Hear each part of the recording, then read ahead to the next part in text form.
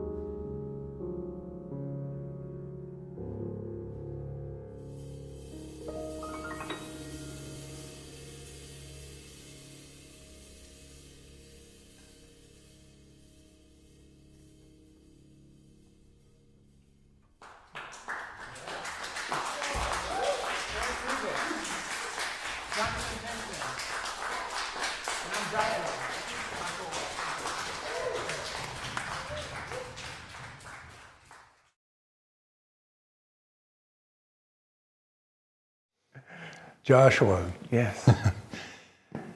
it's a real pleasure for me to actually just sit and listen to your group play. We've played together quite a bit in different contexts over the last few years. Yeah.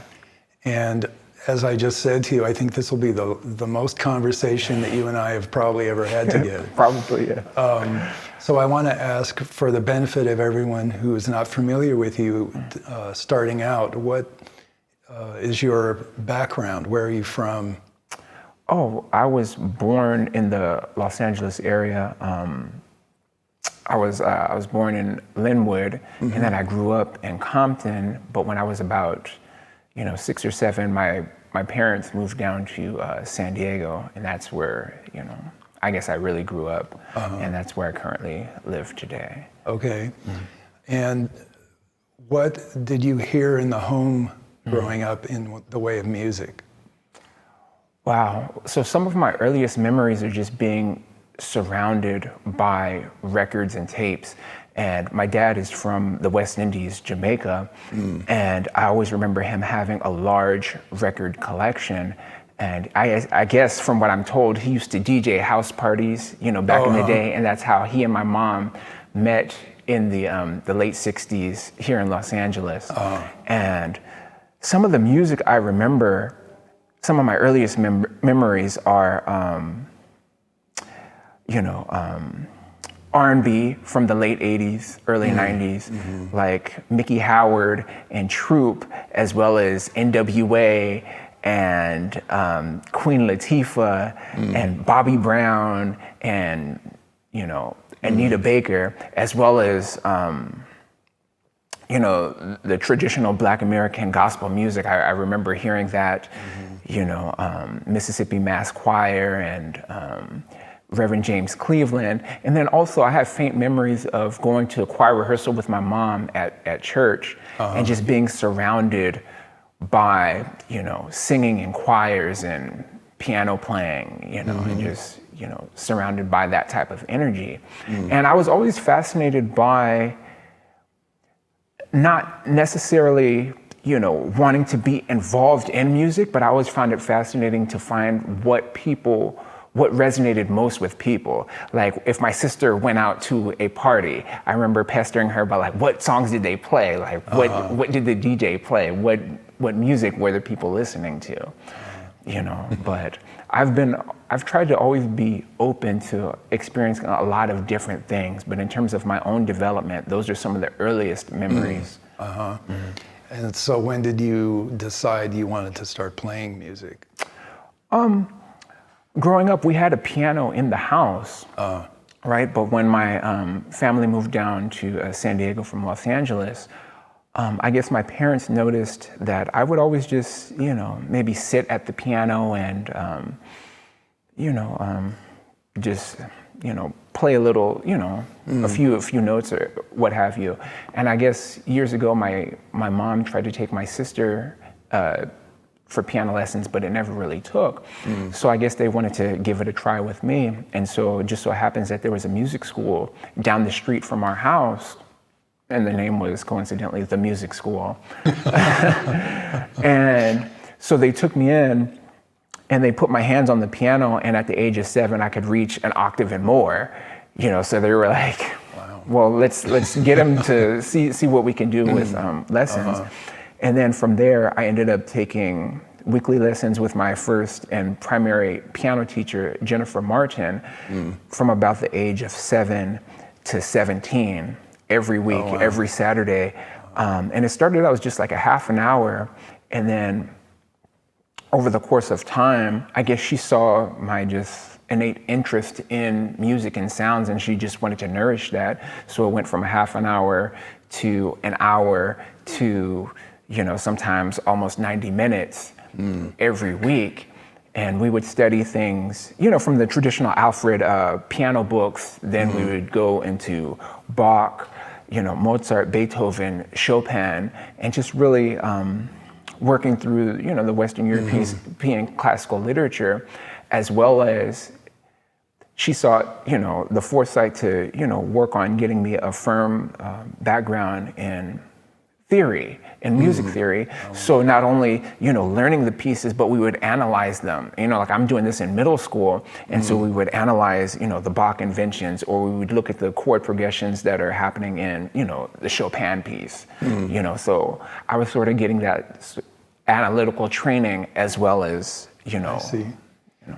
How was it for you as a young African American learning to play repertoire that was so almost exclusively, I'm thinking, Western European?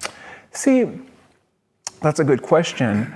And I will, I guess I can qualify that by, along with getting the, formal musical training, I was also going to church with my parents, and I would be at choir rehearsals and, at the services on every Sunday. And as I began to, develop as a musician, I remember sitting in the front row every Sunday, listening to and absorbing the pianist, Sister Barbara Conley. And I absorbed everything, you know what I mean? So while getting that sort of formal training, I was going to church and being sort of immersed in a different sort of tradition. And then eventually by the age of, I would say 11 or 12, I was playing for all of the services and playing for all of the choirs, the adult choir, the men's choir, the children's choir. And what I would say with that sort of training in the, Black American church is that a lot of times there wasn't sheet music. So that's where I really developed my ear training. Whereas, if you're singing with the soloist and the choir director says, we're going to take it up a half step, you have to be able to figure that out in your head, Or if they're introducing a song, there's no sheet music, you have to listen, whatever key, whether it's D flat, A flat, B, or G, and just, sort of learn how to quickly memorize the form. What does the chorus do? What do the verses do? What's the introduction? And just sort of absorb all of that, the theoretical framework, as well as being able to adapt to, like if you hear the tenors are having an issue with their particular note, maybe knowing where that is and, sort of guiding them along. And then through that, playing with the choirs, I started teaching the vocal parts. So I'd be able to sing the soprano, alto, and tenor, and being able to conduct and doing all these sorts of things. So I was getting a sort of dual training as a youngster, playing in church, as well as having formal training at the piano. So when did you first hear what we refer to as jazz music and improvisation in connection with that? Well, I would say my piano teacher, Jennifer, I remember early on, she gave me a tape of Thelonious Monk, but I didn't have any sort of context by which to, hear it. So it really didn't, resonate with me at that time. But I would say after graduating high school in around 2003, I was just looking for something to do over the summer. And it just so happens that there was a jazz camp beginning at UCSD in San Diego. And I decided, why not just go to that and see what happens. And on the faculty was the inaugural year was pianist Mike Wofford, flutist Holly Hoffman, as well as trumpeter composer Wadada Leo Smith, Lyle Ellis on bass, Anthony Davis, the Pulitzer Prize winning composer, pianist, Charles McPherson, the alto saxophonist, and Jerry Hemingway, the drummer, composer, percussionist. And it's being immersed in that environment for 10, 12 hours a day with all these wonderful, fantastic musicians, with all these different approaches, really sparked something within me creatively, because, studying, Western European classical music is great, but I really didn't see myself in the music in terms of experience, being able to express, ideas, as well as what you mentioned earlier. It's like I began to, inquire about, where are the Black composers, where are the Black musicians? Because I'm not, especially growing up in San Diego, elementary school, I was probably one of two in a class of 900.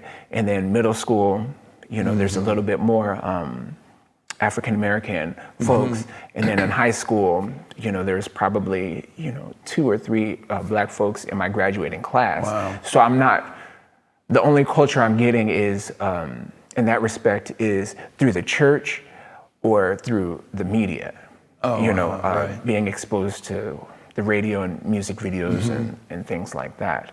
So there was a pressing need as I got older to really connect with a heritage or in a tradition that was really reflective of my experience and the things that I learned, and that sort of familial connection and these things that I really wasn't finding in other traditions.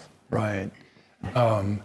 And what aspirations did your teacher have for you? Was there any connection with what you just described and what maybe her expectations were for you? Well, thankfully, I've always had, music instructors who've been intent on, nurturing my curiosity. It was never sort of this oppressive sort of like domination in terms of like, you have to do this, you have to do this.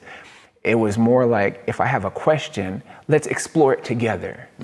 Let's work through this, together, whatever direction. So I've always had that sort of freedom in terms of how I, approach things that interest me. And so I've never had, the sorts of instructors that were really intent on pointing me in a specific direction. They just wanted to give me the tools to figure things out for myself. And as I became older, my teacher saw that, maybe it's time for you to, leave the nest and like, I'll help you, find your way. So no aspirations for the recital hall as we think of it conventionally. And what we just heard from your trio was, I would say, not just sort of a history of jazz piano, but of the music itself. We heard, I don't like to think so much in terms of genres, but we heard everything from what people call inside to outside, free improvisation, even a couple of jazz standards that I'm thinking that the other members of the trio, Eric and Jonathan, did not know you were going to play. Is that correct? That is most likely correct. Yeah. Okay. So there was rhythmic, there was arrhythmic, there was tonal, there was atonal, there was kind of everything from Errol Garner to Cecil Taylor, if you will. Yeah. And in light of what you just described about how you had the freedom to explore and to follow your curiosity, when you play something like what we just heard, which is what I think people would generally term free, what does free mean to you? That's an interesting question. I would say in the broadest sense, I would say freedom to me is a willingness to inhabit a space of curiosity and play, meaning that nothing is off limits and everything and anything can be used in terms of, finding a direction in terms of exploration. A sort of free is a willingness to, interrogate, to provoke, to question, to think, to listen, to sense, to speak, and I feel like in playing, increasingly I have an appreciation for structure and form, but I feel, as I grow as a musician and a composer and as an improviser and pianist, I feel that, those elements, form and structure, aren't static. I feel like we learn and we practice, so we're able to use and the tools in order to build spontaneous forms and build, spontaneous structures, and perhaps destroy them at will. For the pursuit of always finding a different pathway, something new, something, never being content with, a sort of formula. And something that I learned, I think it was from watching, or reading a Dizzy Gillespie interview, something that always kind of stuck with me, is that Dizzy was like, it's very hard to lose me. You know what I mean? Because there's always a way home. There's always a way, there's always a solution. Yeah. It's how creative you are and are able to find, that pathway. So I've always, found, in working with different kinds of musicians, the music to me is found within that freedom of dialogue, being able to, push and pull and provoke and interrogate and question and to have fun together, not necessarily the end result. It's in that sort of dialectic, sort of environment that we, inhabit as, improvisers or musicians. And based on what you just described, something that's happening moment to moment, it's truly in the moment. How much does trust play a role in that sort of dialogue that you just described, or collaborative energy? And therefore, how do you go about finding musicians who you feel you have enough rapport and enough trust to engage in that experience collectively? I would say it goes even further than the bandstand, meaning I feel like it's just a way of life. It's how I think. When I'm reading a book or when I'm watching a movie, it's like the sort of critical thinking, the sort of play, the sort of how I approach ideas. It's much more broad than in the bandstand. So it's like. But I feel in order to communicate, all of those ideas, I would say that one of my primary points is to be and to develop as a listener. So really, trying to, hear and then internalize, the viewpoints and thoughts of others, and then, through that, we're able to have, a sort of dialogue. But also, I hopefully try to be a musician that not only listens, but shows that I really value the opinion and perspective of, the musicians. And I think that through that showing that everything that, they say or that we say as a collective, everything matters. And I feel that through that, there's a trust that's developed, meaning that, he's like, if I'm like the bass player and I can hear that the piano player is listening and everything that I do matters, there's a sort of like accountability that we all have within, the unit, and I feel like that's that trust that, is cultivated or developed through that, And how do you see this in terms of the development of your own voice on the instrument? And where do you see that in this sort of ongoing legacy or continuum of the music? You've chosen, I know, in recent years to do more and more performances of just free improvisation. And yet you also function as a composer and band leader, and also as a sideman playing other people's music. Sure. How do you see the evolution of your particular individual voice in relation to the music as it manifests in those three roles? So composer, band leader, free improviser, sideman. Well, I think those are all three, like one and the same. You know, they're all different sides, but hopefully they, I mean, they're all parts of me, and I don't necessarily see them as, partitioned off. Right. You know, it's, as a composer, I'm always trying, or like an arranger, I'm always trying to, like if I'm working with a particular band leader, I want to see if I can inhabit, their voice and try to, sort of interpret what they're saying through the composition. And as a band leader, in terms of my own voice, I feel like if I did have one partition, it would probably be myself as a solo pianist, because I feel like that's a distinct, part of me where it's like almost like the selfish part, meaning that you don't really have to, consider. It's like it's almost like purely like a sort of intellectual as well as emotional pursuit where I can just focus on the sound that I can create, from this orchestral, instrument, whereas the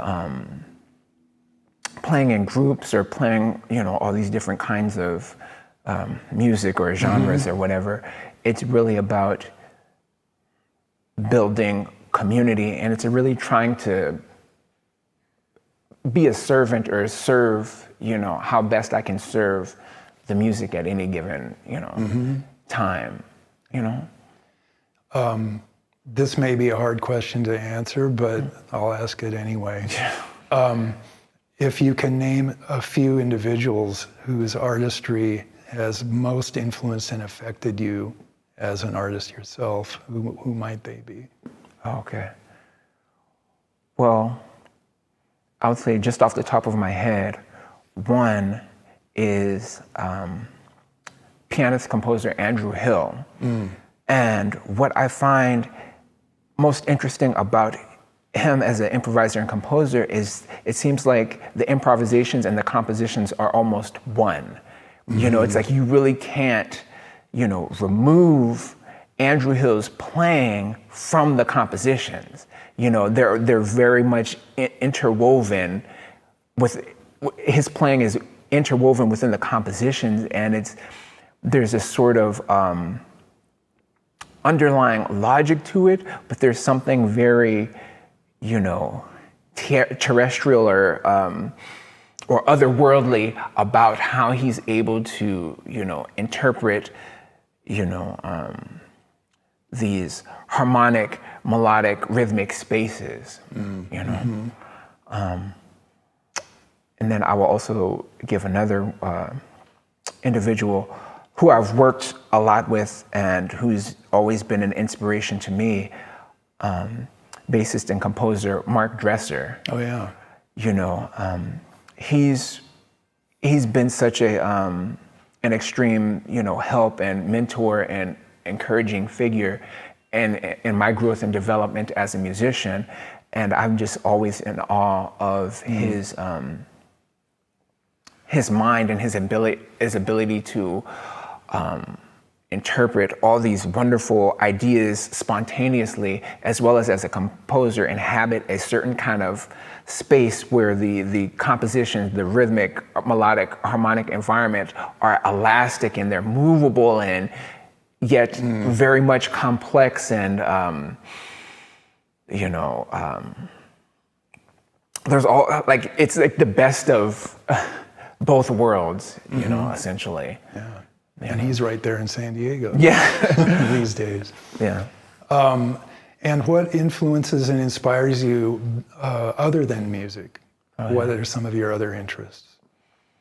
I would say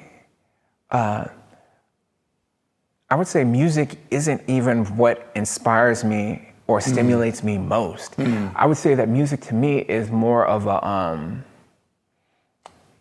it's the way by which I express the ideas most clearly. You see, I'm not the best speaker, but what most inspires me, or what stimulates me, or like when I, get up in the morning, are books. I love reading. I love, just devouring, text and really thinking about and, analyzing and, just working through, all types, fiction, nonfiction, philosophy, science, poetry, everything, and I find that why it most inspires me, because it forces me to, utilize, to be able to visualize and use my imagination to visualize these different environments and these different settings and narratives, and really forces you to take these symbols, these words on a page, and use your mind to, create, all these, not only to work through ideas, but to create worlds, to think, to critically think, to analyze, and and I find that, really inspires me when I get to the piano, because it puts me in a framework of always trying to challenge myself, always trying to think of new possibilities, new worlds, as it were. And speaking of that, the playing, the music we just heard, even in the free improvisations, there were a couple of moments where he stopped, essentially reset and started another improvisation. Sure. But the space between those was very short. Yeah. And you were just, right back into the music again. Seemingly the music just is immediately just flowing. What is that, if you can describe it, what is that experience like? Is there, you mentioned analyzing, thinking, creating worlds.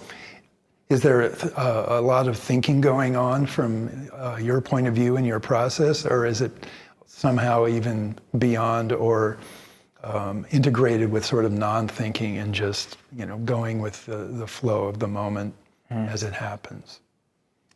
I would say there is definitely a lot of thinking, but not in the sense of like, I need to do this, or I need to accomplish that, or it's more, I would say it's more in the development of play. It's really driven by a sense to,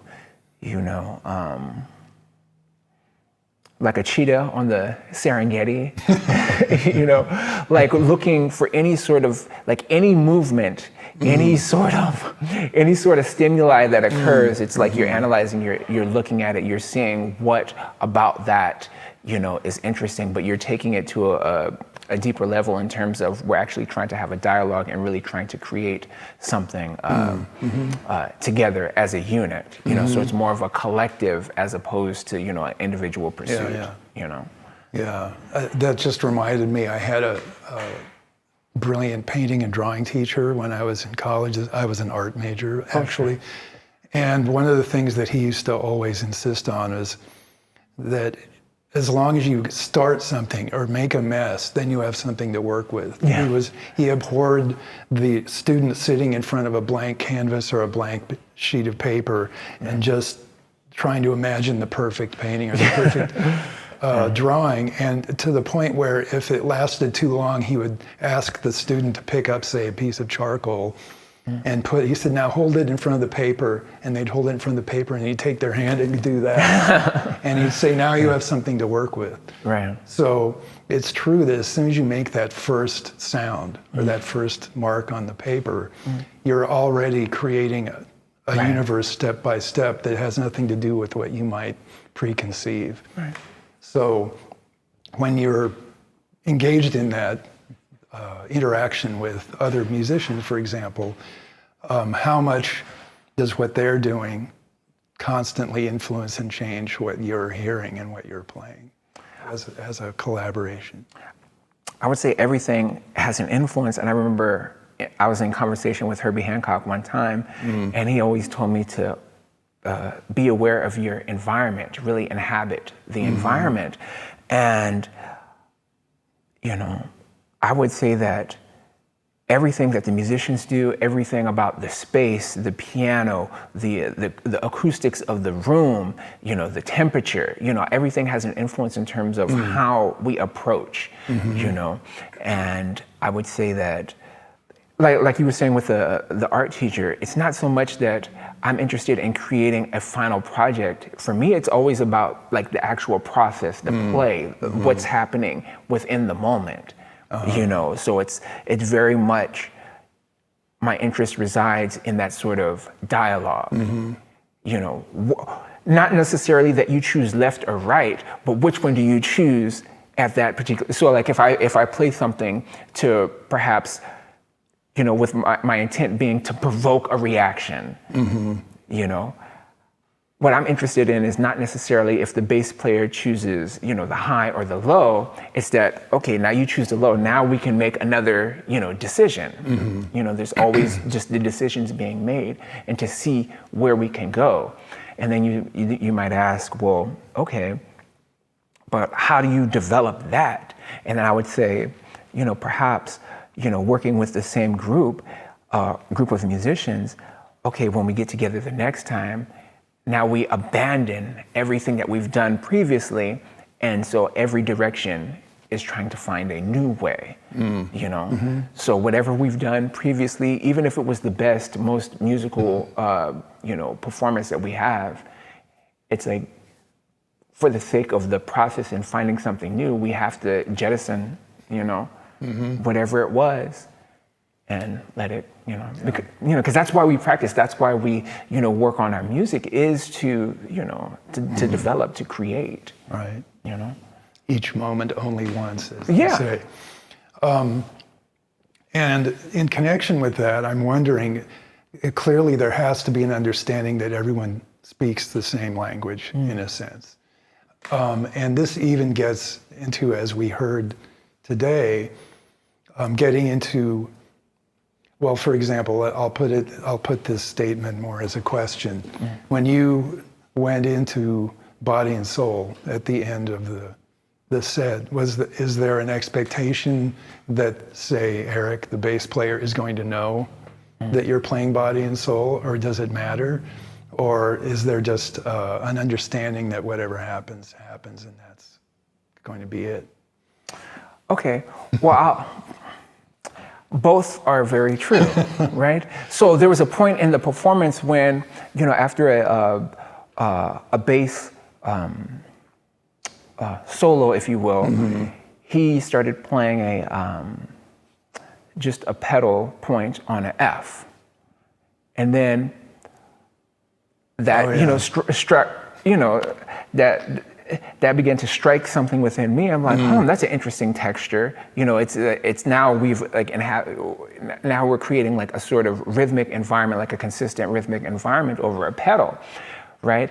And in my mind, I'm thinking like, I want to play a melody over that, right? And so what I did was sort of, in my own subtle way, reinforced the pedal point, meaning, and I was trying to convey the message that you can stay there, and whatever you do will just fit with. I'll fit something over that. You don't have to move. It's sort of that sort of like communication back and forth, but also to the fact of, it's like I've played with all the musicians, each of the musicians in different contexts, so I'm always listening, right? And I'll give you a quick story.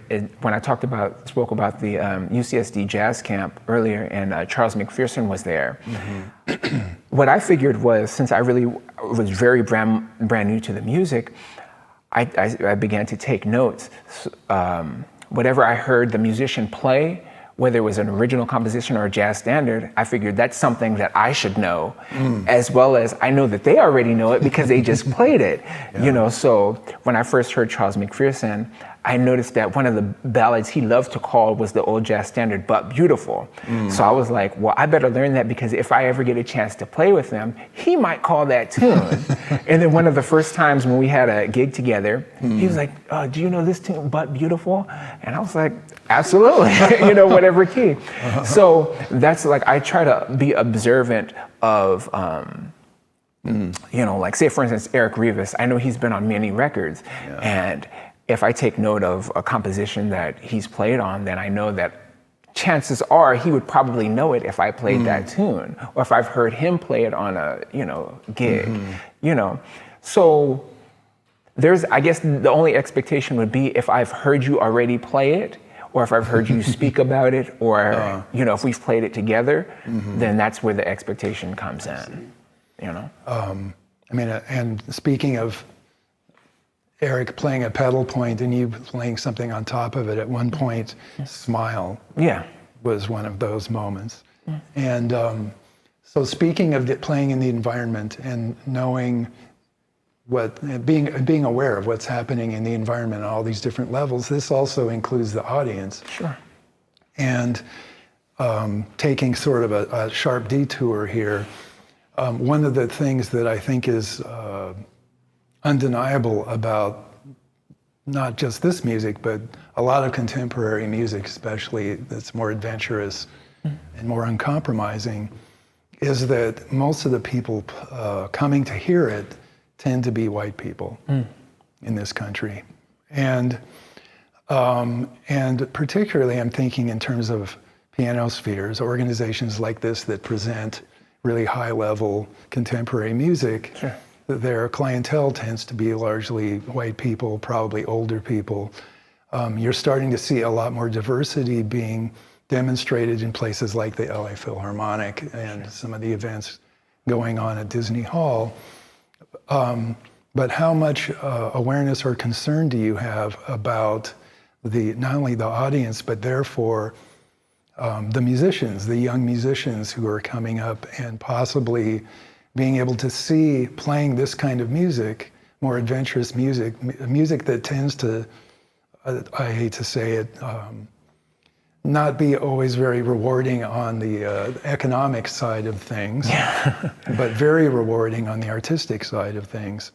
How much does that concern you, or how much do you think about that? And if you do, what do you think maybe can be done to address the need for increased diversity in this genre? Well, I would say that, the concert hall, for, all intents and purposes, has been, within this country, has been very much, in concert music, has been very much segregated in terms of, the programming, as well as, the audience and who those, the programmers or the directors of these organizations have, tried to reach. But I would say, thankfully, that, within this music, jazz, improvised music has always, sort of embraced a wide range of, people. And I would say that in terms of a personal, perspective, I've always sort of preferred the club environment, as opposed to the concert hall in some respects, because there was a sort of, like say for instance with the Blue Whale, the former Blue Whale in downtown LA, there was a sort of openness and embracing of culture and different perspectives, and in terms of not only the makeup of the people, but in terms of the musicians and how the music sounded. And I feel like if, the major organizations were, serious in, making a change in terms of how we include more people of color within, the audience and within the concert programming, first it would take, serious reflection in terms of, like historically, the context historically, and the legacy of that sort of segregation, because we can look at, Marian Anderson when she was singing in front of for the Daughters of the American Revolution, Right. it was still contentious, very much contentious back then, and it was sort of outside of the music, and it was really,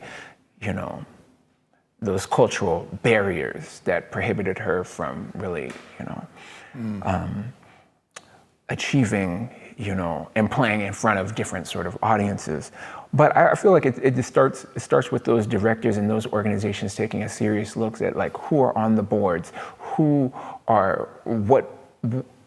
what does the programming consist of, and if there's marketing, where are those funds and dollars going toward? Yeah. And it's like you have to make a concerted effort to include a broader range of experiences and cultures And economic conditions. Oh, yeah. It can get very expensive to go to concerts. Yeah, And I mean, clubs. yeah, I mean, I've played in venues where like I know I wouldn't be able to afford a ticket. Yeah. Like I'm on the yeah. bill, but I barely have enough for the toll roads. Yeah, right, exactly. You know. So when you're not enjoying reading books, what, if any, music do you enjoy listening to these days? I would say there was a period in my sort of jazz/improvised music development where when I became serious about the music, that's all I listened to. I was trying to really immerse myself into that environment, for quite a few years. And I believe that was beneficial to me in terms of helping me grow and to really grow quickly. But I would say now I am really, I'm really focused on, revisiting my classical background and really listening to, fabulous string quartets are, really in my heart. But getting back to the pop music that I grew up with in the 90s and the 80s, as well as really exploring things that weren't a part of my tradition, like Joni Mitchell and Crosby, Still and Nash, and like all these other Carole King, all these things that weren't necessarily a part of my experience, because growing up, it's like the Temptations, Aretha, Diana Ross, and like all these Black American musicians. So I'm really trying to push myself and really trying to just due diligence in terms of the historic. People would, I guess ultimately what I'm trying to say is like, just really exploring, the music outside of my, where I grew up. Right. Right. And lastly, since to play the kind of music that you play, there tends to also be sometimes expectations in terms of what we might call career decisions. And one of the typical and most common career decisions is moving to New York, or certainly not staying in San Diego. Right. How do you think about your choice to, at least so far, stay in San Diego? Maybe you can share why you've made that choice, and maybe where you see things headed. And if you don't know, that's also totally cool. Yeah. Well, who's to say where I'll end up, But I would say that, the talk was when I was younger, maybe, like 15, 20 years ago, the talk was, for the younger folks, it's like, oh, we have to go to New York. We're going to New York. That's the place where you need to be. But I guess since my musical development and my growth has always been, sort of self-driven. There was no real like outside, catalyst really pushing me to, find out more.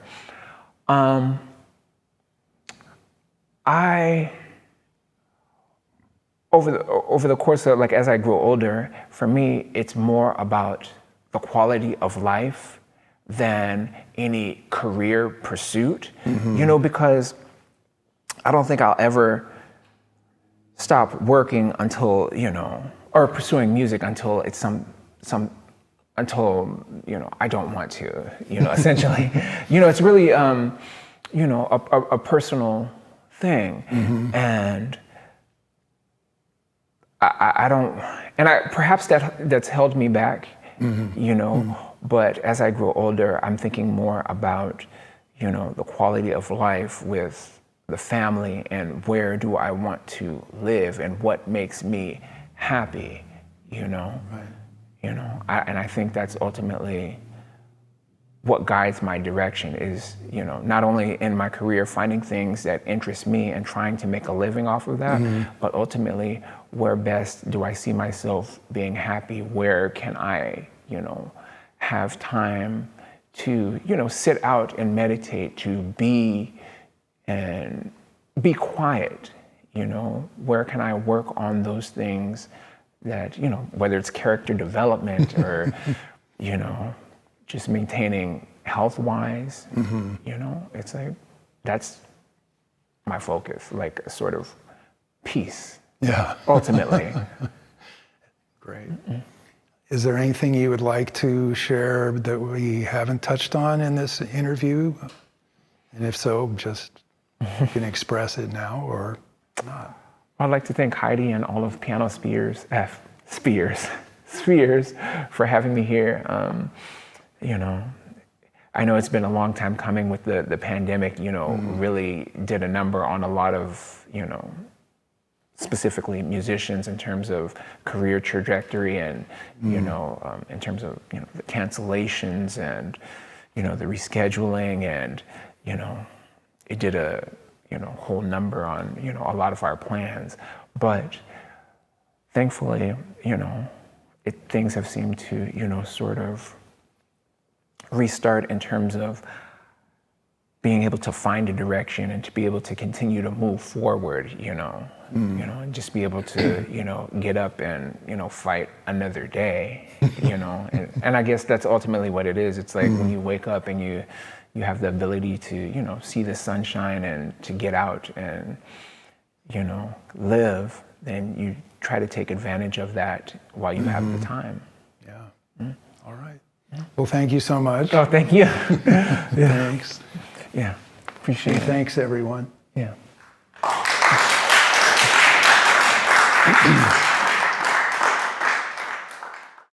Thank you so much for joining us.